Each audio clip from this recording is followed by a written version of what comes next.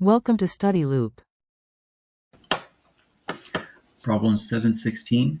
We have tendons are strong elastic fibers that attach muscles to bones. To reasonable approximation, they obey Hooke's law. In laboratory tests on a particular tendon, it was found that when a 250-gram object was hung from it, tendon stretched 1.23 centimeters.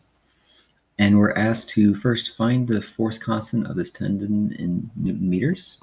So to do that, I'm going to take the straightforward approach, and I'm going to notice that we have a mass that is has a balance of forces such that we have the sum of forces equal to 0.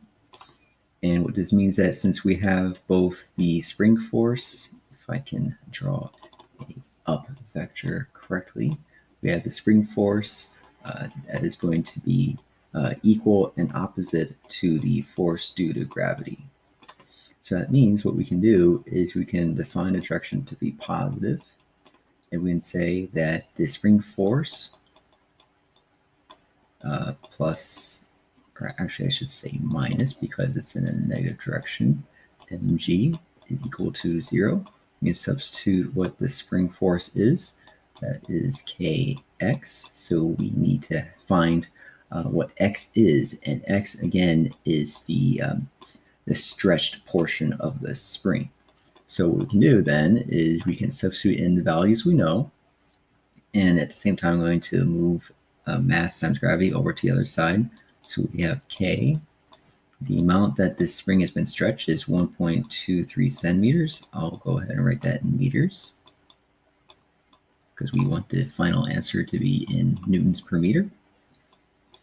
Equal to, and then I'll write 0.25 kilograms because we want it again to be in newtons, times 9.81 meters per second squared.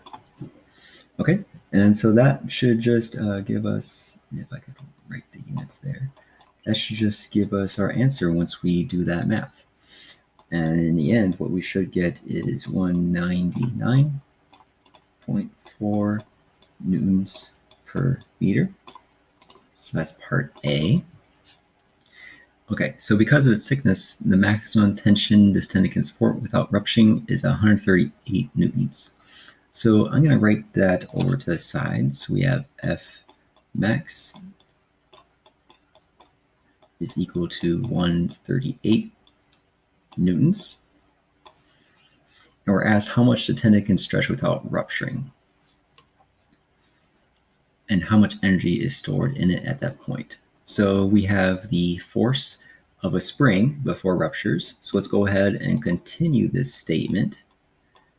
Is equal to k times x, and because this is the maximum force, I'm going to write the maximum distance stretched for the spring. So that's going to be x max. Okay, so we know what k is. We can just solve for what x max is. So x max is going to be equal to 138 newtons over this value here, 199.4 newtons per meter. And that's going to give us a result that is in meters once we move the meters unit that is in denominator to the numerator because it's 1 over a meter. And that gets us 0.69 meters. It is x max. Okay.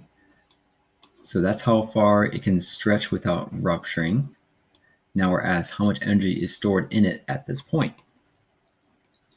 So that's just going to be our simple elastic potential energy function. So we have U elastic is equal to 1/2 k x squared. And what we can do is we can also note that this is going to be the maximum. And this is going to be the maximum x as well, just to be clear. And then what we can do is we can plug in what we know. So we know what k is, we know what x is, and so we write that down. So we have 1/2 times 199.4 newtons per meter times 0.69 meters squared. And after that math, we should just get 47.5 joules. That's how much energy is stored in this spring once this spin reaches its limit before it ruptures.